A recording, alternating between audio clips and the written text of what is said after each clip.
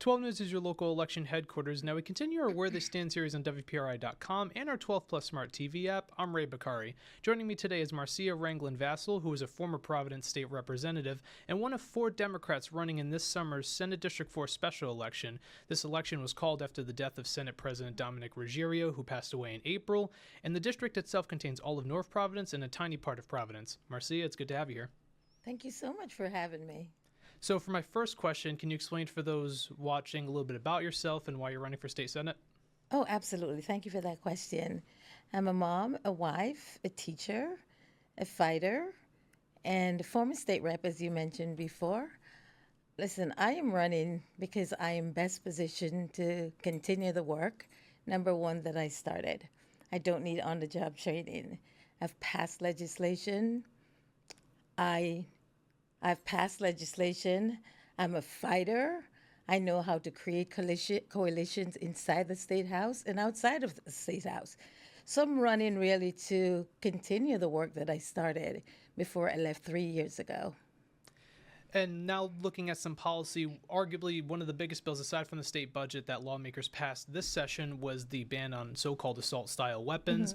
There was a little bit of a debate toward the end of the session between 2 versions of the bill, one that would have banned the buying, selling, manufacturing, and ownership of these weapons, while the version that passed the buying, selling, and creation, but not the possession of the weapons. Right. Where do you stand on that conversation?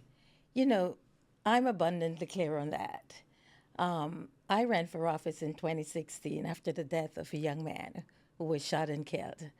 That's why I ran in the first place. And so there is no gray areas in this. We ought to ban assault weapons totally. There is no place for that in our community. As a teacher, I feel like we're sitting ducks unless we ban this thing. Before I came here today, I actually just went to the sign-in of that ban. And as I sat there, and there were moments that I shed a tear. I cried because while it's a great moment, I started thinking of all the students that I lost to gun violence that were in my classroom, that were asking me for Jolly Ranchers. I thought of all of them in that moment. I also thought of my own families and my uncle who died. He was a cop who died from gun violence. So in that moment, as we pass what some consider watered down ban, I am grateful for it. I am grateful because our communities can be safer. But there's so much more work to do in ending gun violence, especially in the urban core, because we need to ensure that we end poverty. We need to really focus, and which is one of the work that I did when I was there, to focus on the access to mental health services and support. And, you know, so I'm excited about it, but there's still more work to do. And just to clarify for those watching at home, you favored the ban on possession as well? All of it. Got it. Now moving on to the state budget, this was, in terms of the size, the biggest bill that lawmakers, you were in there at one point, so you know, and you were voting on a few budgets during your time in the legislature. And as you know, the conversations boil, especially when it comes to the budgetary picture, because it increases year to year. This past one was $14.3 billion with the B. You usually hear arguments like, oh, from one side, we should cut wasteful spending to reduce the size. From the other side, because we always have like a built-in deficit too, minus those COVID years. Some folks also say we should raise revenue by increasing taxes on the wealthy. This is a bit of a broader question, so you can elaborate. If you can give me one thing that you favor to try to address these budgetary issues our state faces. You know, the budget is a moral document, right? It's how we treat our neighbors. It's how we treat the poor. And it's how we treat children. And so I have had an opportunity to skim through the budget. And there were parts of it that I was really, really hopeful and really happy about. We had some robust investment in education, and I really am appreciative of that. We had robust investment, $1 million going to CCRI, dual enrollment. I had students, shout out to all my students who were in the dual enrollment, now graduates. And so more power to that. I absolutely love that. I also love the fact that we actually expanded the need to feed more children. Many people know when I ran for office in 2016, one of the first pieces of legislation that I introduced April 25th, 2017, was to feed all kids. And at the time, a lot of folks thought it was a random idea.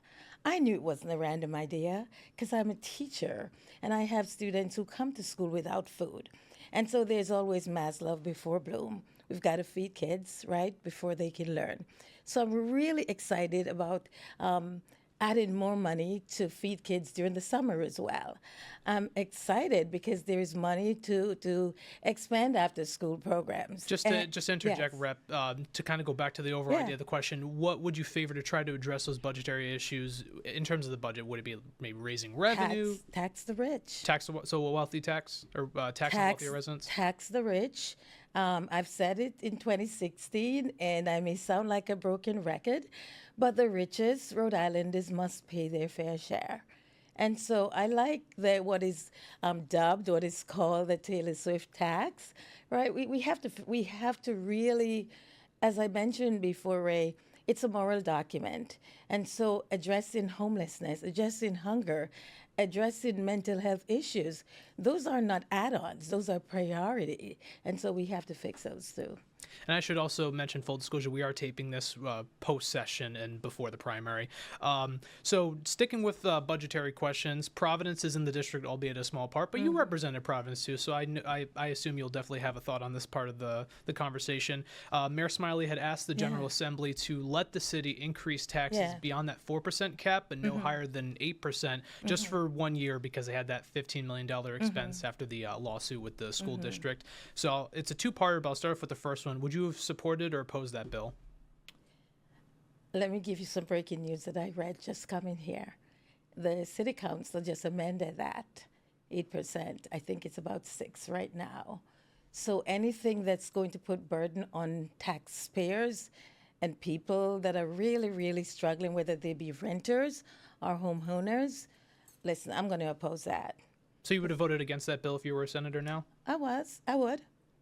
And then the other part of it, there's also a lot of conversations that come out of this saying that the city could have probably done something else in order to raise that revenue and not have to rely on a tax increase with approval from the state legislator. Is there anything else the city could have done? You know, when I drive around the city of Providence, there's a lot of unused buildings, commercial buildings, and we don't even know where some of those owners are, or they just come back to whatever. I don't know. We could really raise those rents, those taxes on those. On the unused buildings? And then for my final question, pivoting away from budgetary topics, the state's facing a healthcare crisis, and in Senate District 4, Fatima Hospital, one of those hospitals, is in a dire strait right now. We've seen Anchor Medical shut down, community health centers in Providence shut down. And then I'll keep this one broad as well because there's a lot of suggestions that people have, whether it's raising reimbursement rates for Medicaid or you know, just a whole host of other solutions. What does the legislature need to do to fix the healthcare crisis? Well, I like what they're doing because I like first steps, right? But there's so much more to do. It's really, really difficult. People call me all the time. My primary care doctor that I've had for 35 years, I know I'm dating myself, but he's going to retire soon.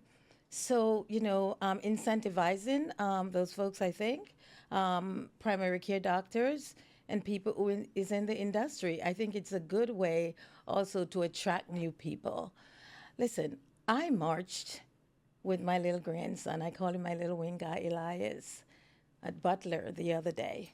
We marched because that's something also that we need to fix. We need to also care for the people who care for patients, especially our most vulnerable. I'm encouraged because the budget this year offered more money, or some more money, I should say, to address the issue of mental health access and support. And so, I mean, one of the bills that I'm really proud of that I fought for 6 years while I was in the assembly was access to mental health care. And so Rhode Island now has a Trauma-Informed Schools Act, and that was what I drafted with my own hands. And so when we look at care, we have to look at it broadly because physical health is just as important as mental, emotional health. And so I am really encouraged by what the Assembly did, and I am ready to go back. Like, I'm ready on day one to go back and to fight because I am in the trenches. I teach full time. I'm not just a legislator or want to be a legislator. I'm a fighter. And I will make sure that all of North Providence and Providence, and I know you said it was a little piece of Providence, and we cannot forget that that happened because of redistricting, right, which really disenfranchised so many people, and oftentimes the people who need the most support. So I'm all about inclusion. So it's all of North Providence, and it's all of Providence. It's not just some of North Providence, or maybe none of Providence, because it's North Providence and Providence. And together, I believe we're stronger. And that's why I am positioned more than anyone else in this race to take this on and to take it on right away. I don't need training because I've passed legislation as I've indicated in the past, and I'm ready to do that. And that's why I'm here. I'm running, and I want people to vote for me. And then as for the raising the reimbursement rates for Medicaid, support or oppose? Listen, we have to raise the rate so that the people that care for the most vulnerable are able to practice their work compassionately. Listen, I have a family member who decided to leave the state, a doctor, because of the rates of reimbursement and all the rest of that. As I said before, we cannot pick or choose in this, because the providers are just as important as the patient. And we want to make sure that we, all of us, because we're consumers, right? We're patients, that we're accessing but compassionate, high quality care. And so listen, we got to tax the rich. We got to tax them more. And also, we can fight against a Trump policy right here in Rhode Island by protecting the people that we love and the people that we, especially our seniors and our children, right? And people that have given so much of this country, and we must not allow them to become invisible. I won't. That's all the questions I had. Rep, I want to thank you so much for coming down here. It's been a pleasure to have you on. Yes. Thank you so much. All the best. And I just want to say the election is July 8th. Go out and please vote for Marcia Ranglin-Vassell, fighter, mom, teacher. Thank you. And thank you for tuning into this edition Where They Stand. Remember, 12 News is your local election headquarters. We also have the other candidates' interviews available on WPRI.com and our 12 Plus Smart TV app. For now, Ray Bakari, 12 News.